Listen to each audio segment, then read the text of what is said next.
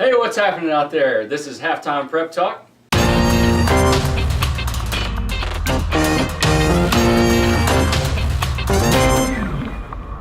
I'm Aaron Snyder, and you're watching us on dailyindependent.com, YouTube, or the Independence Facebook page. I'm joined by Zach Clemming today. We're going to bring in special guest, Boyd County football coach John Gilliam, and Lions quarterback Cade Isaacs here in a little bit. But Zach, I wanted to ask you, I know you're still kind of trying to figure out how the Browns beat your Saints on Sunday. Have you come up with any answers yet? You fall behind as big as they did at the beginning of the game, and you're playing catch up, and you got coaches going at it on the sidelines. Yeah. I wouldn't mess with Rob Ryan. But no, I wouldn't. He's kind of scary looking dude. Goodness. Well, I watched the Bengals game at a restaurant on Sunday, and I think the waiter's still trying to figure out my order. She asked me a few times, "What would you order again?" So you're confused about the Saints. I'm confused about my order. So is she. I guess we're all befuddled. Yeah. That's what happens on Sunday. But here on this show, we're focusing on not bad service and not the Super Bowl bound Bengals. Ooh, maybe. I just said it. We're focusing on high school sports, and for now, specifically football. So let's recap the action from Week 4. We must start with Russell and Ashland because that was just a classic that unfolded before the fans' eyes at Putnam Stadium. Hard running, highlighted by Ashland's Quentin Baker. He earned every single yard he got, and Russell's Nick Conley, the sophomore, showed off his wheels. He had 212 yards on the ground, 21 carries. And the Red Devils outlasted the Tomcats 29-27 in overtime. What was your reaction upon hearing about this game? Well, I just think, you knew that Russell was going to have its pride challenge the week after Ironton, and I imagine it would not have been pleasant to be in T.J. Maynard's practice that week, but, they were not very physical against Ironton, but they came out and they made a point of being more physical, and that's who he wants them to be, and just because you're in the spread doesn't mean you can't be physical. And, that's right. Certainly paid off for him. Yep. A couple of tremendous plays at the end. I thought great calls by Coach Maynard worked out in their favor. There was a kind of a QB waggle play that worked out for him from Jacob McKee to Bronson Korzup, and then a two-point conversion from backup quarterback Bobby May to Jacob Martin on a fake kick, and that'll be remembered for a long time. And Russell Gore, the Devils got their deuce, and they got their due, winning for the first time in that series since 2007. The Fairview Eagles' soar and score attack is still giving opponents fits. Alex Roy threw for 485 yards. That's based on radio statistics, so I don't know how accurate that is. I'm just kidding. Those guys do a good job. And Blake Smith had 284 yards receiving as they beat Bellevue 47-22. But a tough test at Hazard coming up. Lazard, I don't know where that is. But a tough test at Hazard's coming up. Yeah, we expect a lot of points from Fairview, and Bellevue's a tough place to win, so that's a good one for the Eagles on the road. Raceland shuts out Greenup County. You were at that game. It's 25-0 for the Rams. Boyd County, that's a home win against South Point. We'll talk about that in a little bit when we talk to Coach Gilliam and Cade. Fleming County all over Rowan County in a rivalry game. And then some tempers flared at Breathitt County. 5 players and a coach got the boot. Lawrence County is currently appealing the player suspensions, and the KHSA has already reinstated Bulldogs head coach Joe Cecil due to technicality. See, he only got called for 1 unsportsmanlike conduct penalty instead of 2, which is what is usually warrants a 2-game suspension. So, kind of still waiting to see what all comes out of that. I know there's some video. They're trying to use that as evidence of, just to see what happened on both sides. Dogs got the win though, 4-0. Good start for them.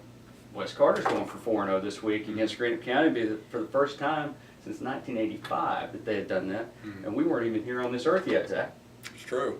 Yeah. You look at West, and this will be their toughest test in Greenup. And I think these are 2 teams that we thought coming into the year could be pretty similar. They both took strides last year, and now they're kind of looking for that to pay off. And Greenup got a huge win to open the season and hasn't really done a lot to build on that since. So they will, they didn't play real well against Raceland offensively, and they'll certainly be trying to make an impression, and West is going for history. So. I think we just pulled a QB sneak. We sneaked in there our analysis on Fairview Hazard and West Carter Greenup, and they didn't even make the top 3 games of the week. That's right. So we're going top 5 games of the week. Extra fun. All right. Yeah. Let's go to our top 3 games of the week. Number 3, Coal Grove at Raceland. Raceland is without senior wide receiver Trey Potter because of violation of team rules. He was really receiver in terms of yards, so that could be a factor. Others look to step up and fill the void for quarterback Josh Young. They still have Connor Messer, among other weapons. Cole Grove 2-1.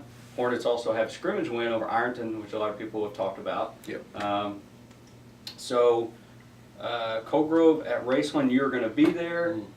I want to hear your thoughts on it. Two similar programs, if nothing else. They're small towns, and football is important to those towns and to those programs, and so it should be a great atmosphere. Raceland, I think, circles the wagons. It's tough. They're going to miss Potter badly because, in addition to being part of that really strong secondary that they have, he really picked up some of the slack. Connor Messer is seeing double teams, and we talked to Mike Samons after last week. He expects to see a lot more of those. So their offense has definitely got even more of a void to fill, but, you know, Raceland this week is about responding to adversity for them, and I think they figure out a way to get it done. Now, if Connor Messer only has 3 catches or so like he did last week, they're going to lose, but they're going to, I think, try to find some other ways to get him the ball and do some damage. Yeah, we'll see if he was still kind of playing on a weak ankle, I think, from the week before where he tweaked it. We'll see if he's strengthened that a little bit. I like Cole Grove in this game in a close one. I think it's going to be. I think it's really going to be a battle. We'll see how the two sides match up front. That could be interesting. Cole Grove usually has some good country boys up there. We'll see how that happens or how that plays out. But Cole Grove, I think, has a slight edge in this one. However, Raceland's defense is coming off a shutout. They should be confident going into this game. So it'll be a close one either way, I believe. Yeah. Number 2. Boyd County at Russell. Last time Russell came off a big win in a rivalry game, see week 2. The Red Devils laid an egg, see week 3. Yes. So they're in the same situation again, this time coming off an exhilarating victory over Ashland. How do they handle success this go around?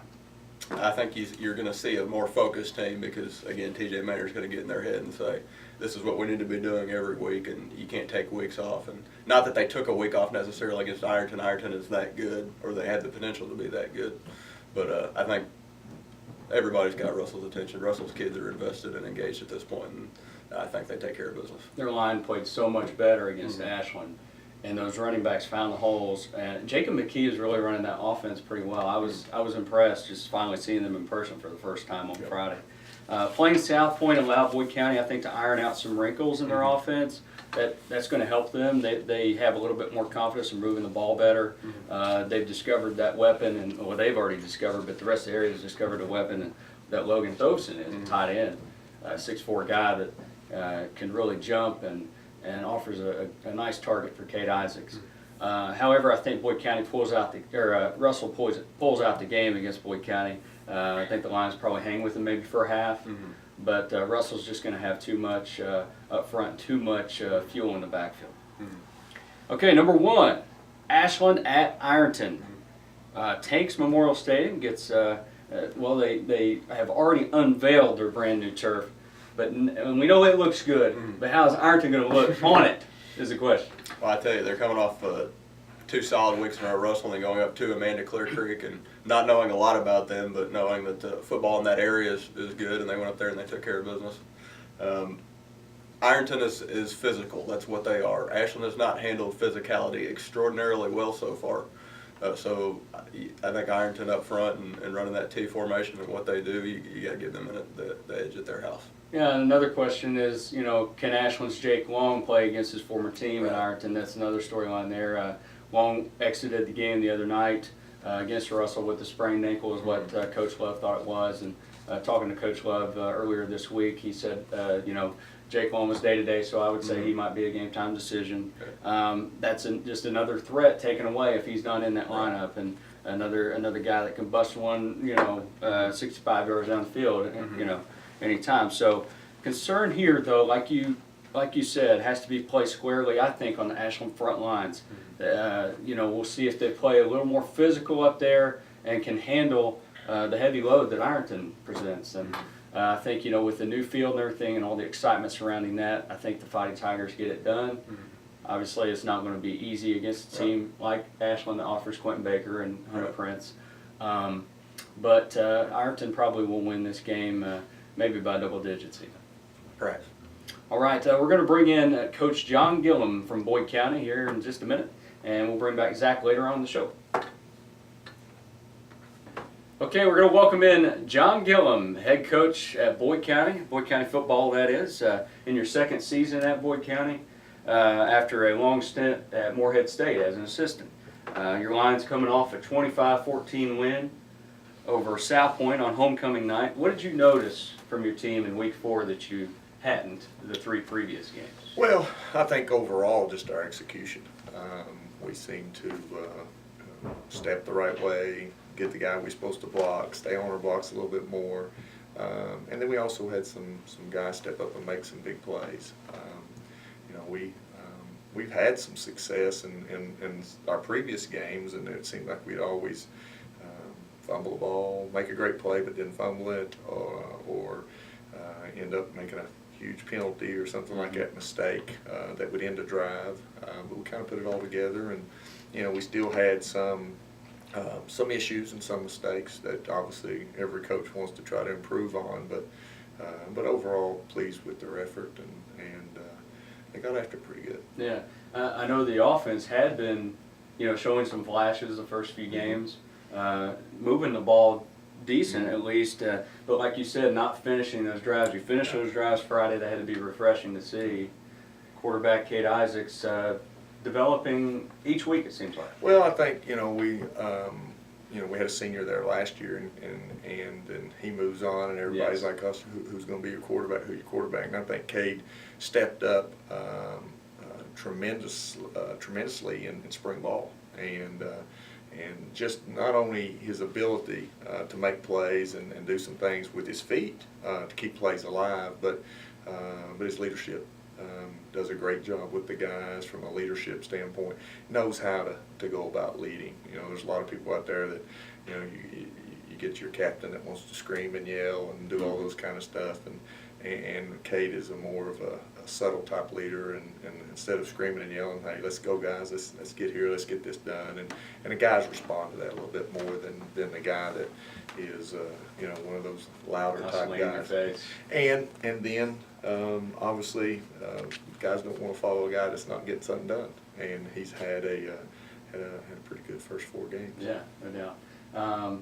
As far as this week's game against Russell, what do you see as some of the challenges they present for Cade and the rest of the offense? Well, obviously, number one, they're well coached. TJ does an amazing job with the guys. He's done an amazing job every school that he's been at. But they'll be well coached, disciplined. They're big. Got some big defensive ends that I'm not seeing anybody move. And to be right down honest with you, I think it'd be bad for us to go into the game thinking we were going to move them. So we've got to do some things there to create an advantage for us. But TJ watches the film well, and he'll know what we're going to try to do, and we've got to be able to try to execute a little bit. But they're aggressive defensively, and then offensively, they've got some good linemen and some great backs. Yeah, they do a real good job, and their quarterback's playing well. Mm-hmm. Seems like this schedule is just challenge after challenge after challenge. You had Lawrence County, Mason County, Raceland. Then you had South Point and now Russell. Who made out this schedule? No, I'm just kidding. Well, that was going to be my line. I joke about David Trimble, who was the former athletic director at Boyd, when they were talking to me about taking the position and everything. He forgot to mention that part of it. But in all seriousness, I mean, they're mostly all local schools, and we've got to build our program to where those games are games that people look at in the paper and go, oh, Boyd's playing so-and-so this week.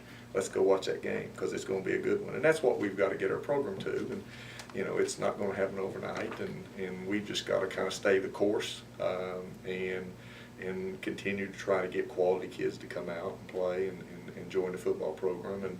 And as you are building a program, there's points along the way that you've got to try to have some, I don't know if you want to call them key victories, but you've got to put together some seasons there where you start to have some success, and then kids start saying, hey, I want to come join those guys. Right. 19 years, right, as a defensive coordinator for Morehead Yes. State, or at least as assistant? Were Yeah, you defensive coordinator the whole defense, time? yes, defense coordinator. Okay, so you probably enjoys defense. You were a linebacker when you played. Yes. What have you learned about your defense so far? Well, our kids play hard, and first couple of games we had a lot of guys going both ways, and we all know that how that works out usually. Right. So we've kind of got to trying to get as many of those guys in a two platoon situation. We haven't got them all. We got some that's going both ways still, but they play hard. Are they perfect? Are they the biggest kids and all that kind of stuff? No. We're going to face a lot of teams that's a lot bigger than us, but our kids will play hard. They'll challenge. They'll battle. Do they make mistakes? Absolutely. We need to tackle better. That's for sure, and that's probably one thing that scares me a little bit this week, because you're going against two running backs that are pretty daggone good athletes, and then with an offensive line that Russell has is it's going to be a challenge for us defensively. But our kids are going to battle, and you're not going to see any quit in them, and they're running to the football, getting to the ball, and trying to make some plays. We do give up some big plays now and then from a bust standpoint. But just from an overall, I like their attitude, I like their work ethic. It was definitely going to be a challenge this week. Well, and that's always a good starting point to like their attitude and work ethic. I mean, that's step one. Oh yes. Now the homecoming festivities the other night went a little longer than expected, about 45 minutes or so. Oh yeah. Got flagged a couple times for that. Absolutely. We apparently have a lot of very very qualified candidates in Boyd County. It's kind of a little bit of a joke I made with our AD. I turned around to him after they threw the second flag on us, and I said, next year we might want to limit to one candidate per class. But one of my assistants come over to me and said, Coach, what are we going to do? What are we going to do? They're getting ready to throw another flag. And I said, well, I don't know, Coach. You want me to go ahead and just stop it? And he's like, okay. What could you do? It just got in a situation where it ran long, and they flagged us twice, and then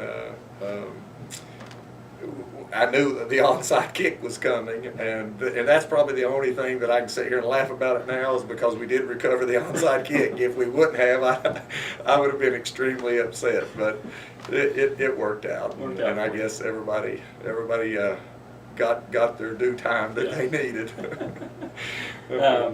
We're already seeing improvement, I think, in your second season with the Lions.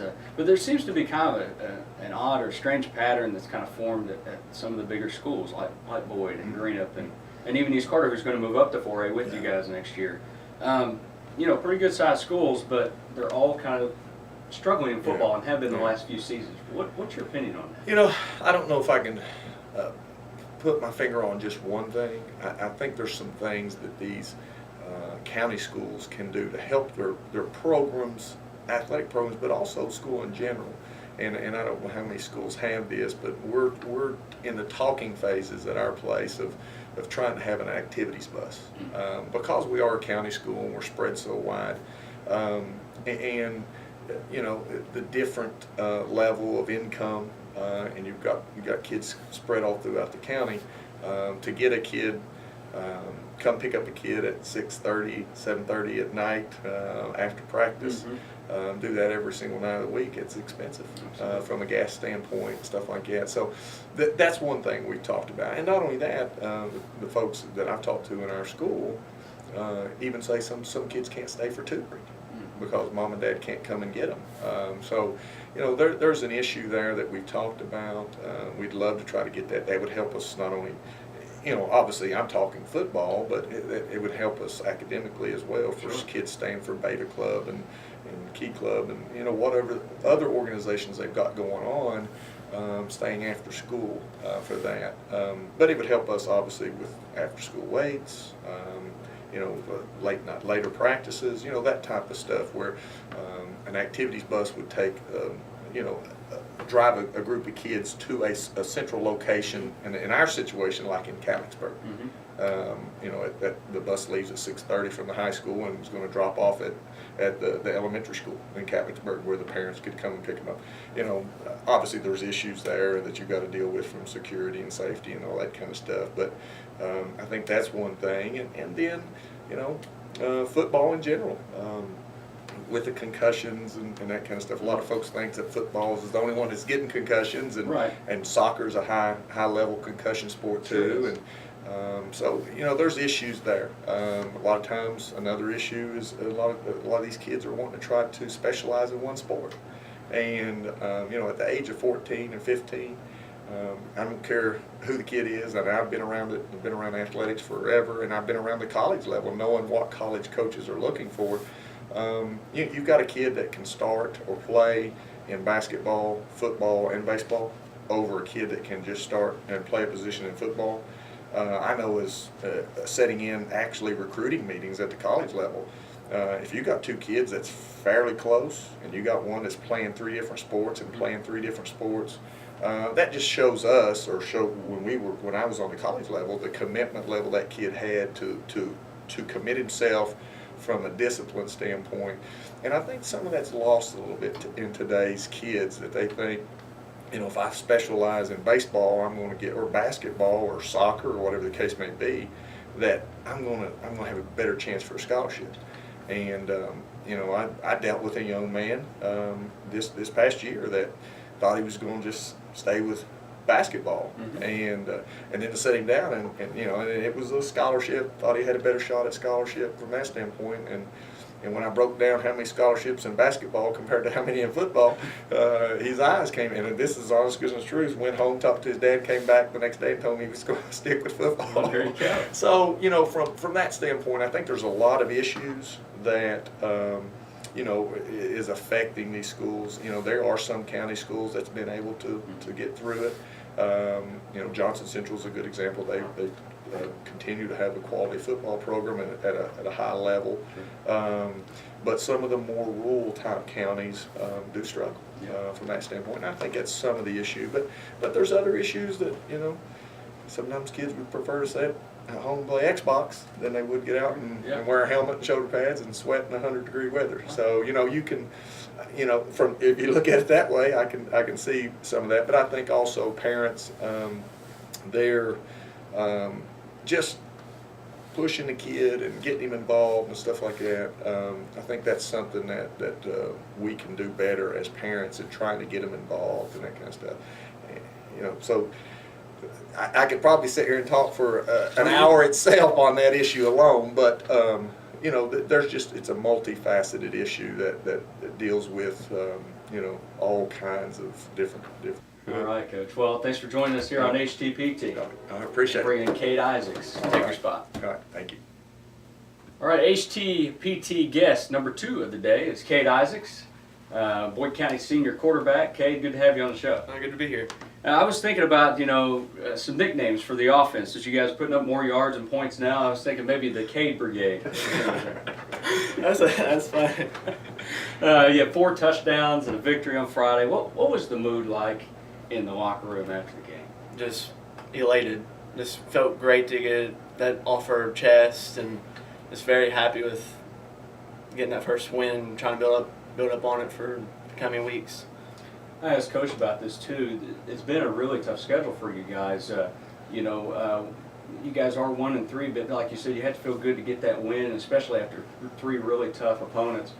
Have those tough opponents though made you learn more about yourself? Yeah, they've really pushed us. We've played, you know, 3 great opponents before South Point, and then South Point was a really good team too. Just testing us, and ultimately it's made us get a lot better throughout the season. So I think it's really helped us. You know, when you're on a team that hasn't had a winning season in a few years, is it more difficult to stay motivated and maintain that focus for each game? Yeah, I'd say so, because if you keep losing, it gets easy to just keep losing. You get easy with it, and then once you get that first win like that, you want to be winners. Then you want to start driving to win. So that really helps out. It's good to get the taste of victory earlier in the season to keep you hungry. You took over for Billy McCoy. at quarterback, a guy who had experience under his belt and did a good job at Boyd County in that position. What was that transition like for you? It was good. I kind of fell right into it. I started a game my sophomore year once he got hurt one game, and that kind of helped me get into that role. And then I feel like I'm a pretty good leader, so I just kind of stepped right up and took over where he was going and made the best out of it. What game was that your sophomore year? It was against East Carter, week 3, I think. Okay. How did that one turn out? We won 27-7, I believe. Okay. Now you're running a new offense, which is a trend for a lot of teams, really, on every level. You're seeing more passing and things like that, but you're in the spread. How much fun is that as a quarterback? Oh, it's a lot of fun. I love going out there and being able to throw 20 times a game or more, depending on the situations. But it's just really fun that we try to get a little high pace and just throwing it, running, and keep the defense on their heels, not knowing what we're going to do. So, how would you identify yourself as a quarterback? You're kind of a balanced guy, aren't you? You have throwing and running incorporated in. Yeah, I feel like I can make the throws when I need to, or if I need to move my feet, I can extend the play and make some things happen. So, some guys are making things happen in terms of your receivers. Logan Thoveson, Christian Brawley, a couple of those guys. Do you feel like this team, with those kind of weapons, can maybe surprise some people this year? Yeah, I think we could. Just if we execute, like Coach Gilliam says, just finish the drives, not make any mistakes, like fumb one or throwing interceptions. I feel like we have really good athletes in the skill positions, and our linemen, they did a really good job. So I feel like if we just execute, that we could shock some people around the area. Does it seem like the linemen have gotten better every week? Yeah, they did a really good job with run blocking and making pockets for me, and we're just with playing the great teams we have, like Racel, and they had big D linemen and stuff, and we saw a lot of growth in our linemen going against them and other teams. In a district of 4 other teams, Greenup County, Johnson Central, Ashland, and Rowan County, how important is it to finish maybe 3rd instead of 4th? I mean, I know you guys don't want to be 5th, and you haven't. You've at least made the playoffs. But being that 4th seed and having to go to Highlands, I know that has to get kind of old, but like I said, it's better than alternative 5th. But how important is it to maybe get that 3rd seed, maybe not have to go to Highlands? It's very important to feel like you have a chance in that first playoff game, not get killed by 80 and go into Highlands. So that'd be very important for us to not have to go to Highlands that first game and feel like we have a chance to advance in the playoffs. Start with that goal, the number 3 seed. Maybe you can just get the number 2 or 1. Shock some people. Maybe that could happen. Yeah. Now, obviously, we have football players on this show each week, and it's easy to forget you guys are still in high school. Classroom's still the most important. What's your favorite subject in school? I'd say it's math.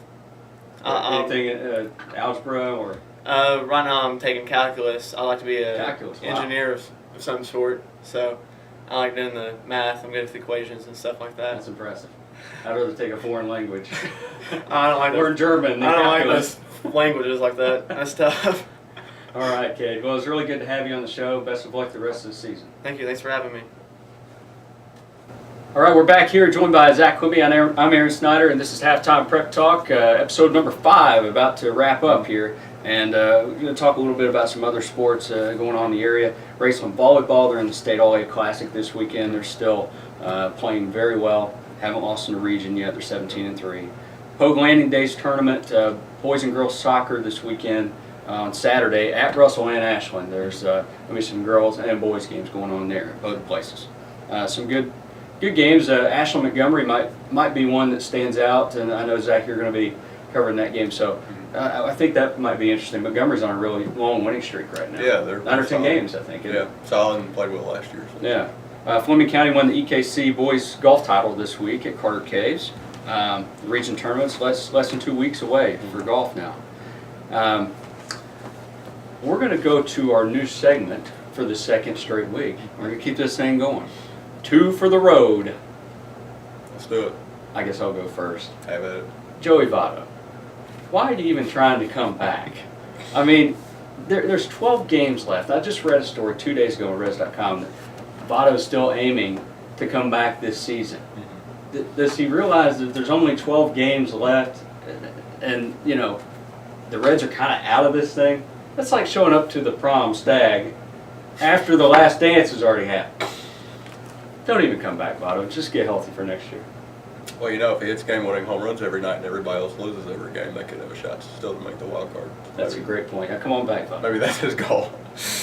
All right. Well, just kind of looking at the USA basketball team won the Basketball World Cup this past weekend, and they didn't have a lot of their frontline guys, LeBron, Kobe, if you still consider him quite to that level, Kevin Durant, etc. And Kenneth Faried, our own Moorhead guy, kind of made a comment about that.